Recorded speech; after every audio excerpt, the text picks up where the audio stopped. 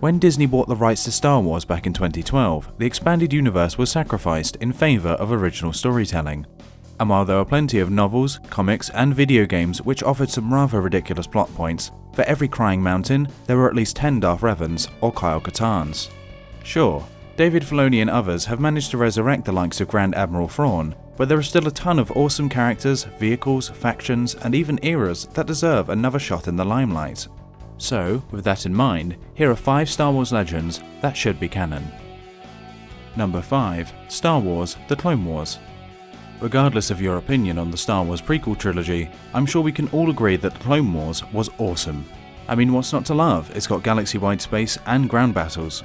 2008 to 2014 Star Wars: The Clone Wars did a fantastic job of detailing the key events of this 3-year period, although its predecessor should not be forgotten.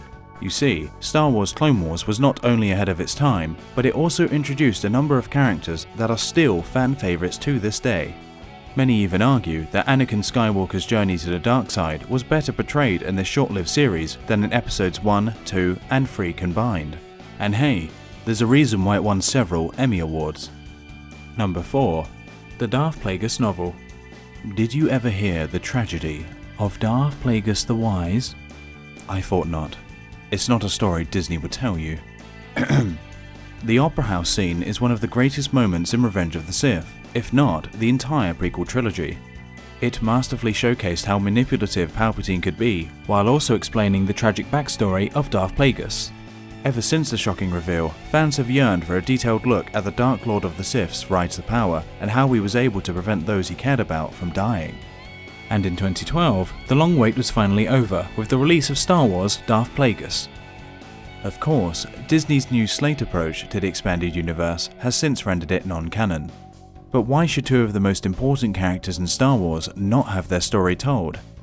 After all, Darth Plagueis was the one who primarily engineered the plan to overturn the Jedi Order and the Galactic Republic.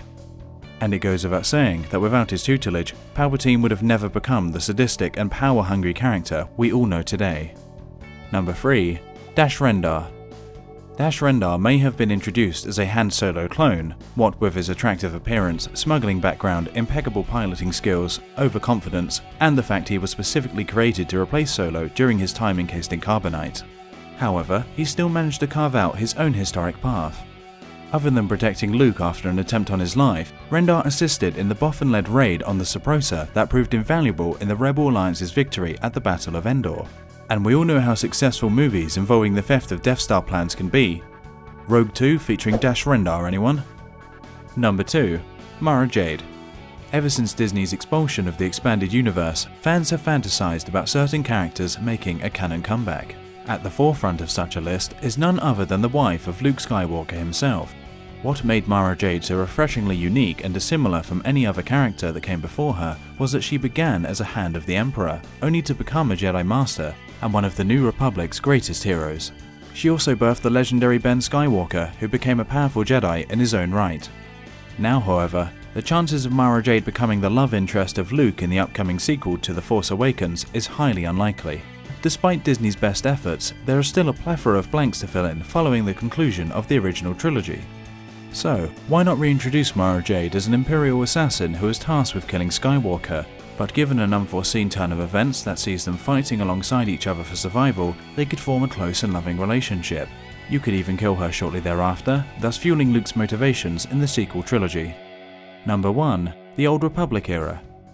Bastila Shan, HK-47, Exar Kun, Revan, Malak, Nihilus, the Great Hyperspace War, and the 100-Year Darkness. These are just a mere sample of the incredible Jedi, Sith, droids, battles, and time periods that existed during the days of the Old Republic. This stretch of roughly 24,000 years has brought us arguably the greatest Star Wars characters of all time, which is truly remarkable given its lack of screen time either as a trilogy of movies or a television series. And given its deep, rich, and vast collection of ageless lore, its classification as non-canon seems unfair and a little bit bizarre. I mean, according to the official timeline, hardly anything of note took place prior to The Phantom Menace. So surely it's about time that we definitively explore one of the greatest eras of all time. So, there we have it. 5 Star Wars legends that should be canon. But now it's time for your involvement. Around 11 months ago, a petition on change.org was created in hopes of bringing an Old Republic television series to Netflix. Currently, over 200,000 people have publicly backed this notion, although we may need another 800,000 to make any real difference.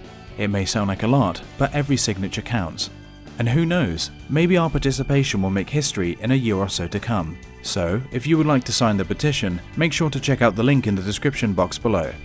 We here at the Cancrosans appreciate it, as we do enjoy all of your likes, comments and subscriptions. Thanks for watching.